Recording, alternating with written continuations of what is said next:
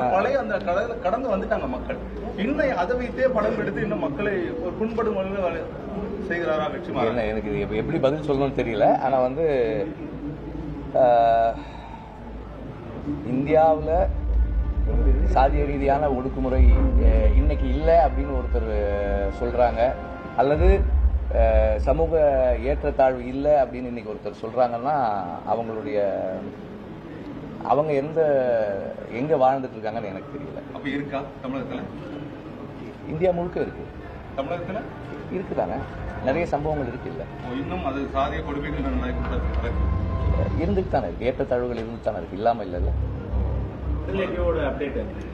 விடுதலை 2 ஷூட்டிங் தான் போயிட்டு இருக்கு. அதுக்காக இங்க வந்திருக்கோம். இன்னொரு 15-20 days ஆஃப் ஷூட் இருக்கு. முடிச்சதுக்கு அப்புறம் ரிலீஸ் சர்ச்சைகளுக்கு இடையே இந்த படம் வந்து, அதாவது இந்த கதாநாயகன் வந்து அமித் சார் வந்து பெரிய சர்ச்சைகளை மாற்றி இது பண்ண அந்த டைட்டில் ரிலீஸ் ஆயிருக்கு. இந்த மாதிரி இதில் வந்து இப்போ எப்படி பார்க்குறீங்க? இல்லை, அதாவது ஒரு ஒரு அலிகேஷன், ஒரு கிரைம், அதில் வந்து அவரை என்கொயர் பண்ணாங்க.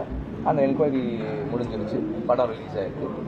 அவர் வந்து அதிலிருந்து வெளியே வந்திருக்காரு. இந்த படத்துல கூட சில வசனம் தண்டவாளத்தில் தலை வைத்தவர் கூட தலைவர் ஆகலாம் அப்படின்னா ஒரு குறிப்பிட்ட ஒரு அரசியல் கட்சி இது சொல்ல மாதிரி இல்லையா? இல்லை, எல்லா கட்சிகளையும் எல்லா சூழலையுமே பேசியிருக்காங்க.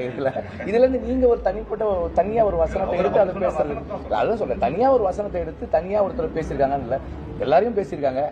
நீங்க எப்போ ஒரு 5 நிமிஷம் பாத்தீங்களோ, கொஞ்ச நேரம் பாத்தீங்களோ, அதனாலதான் ஃபுல்லா பாத்தீங்கன்னா எல்லாரையுமே நையாண்டி பண்ணிருக்காங்க. இது வந்து ஒரு சட்டையர், இதை வந்து ஒரு சட்டையர், இது ஒரு சட்டையர். அதனால வந்து அதை நம்ம அப்படிதான் அதை அணுகணும், சட்டையரா பார்க்கணும்.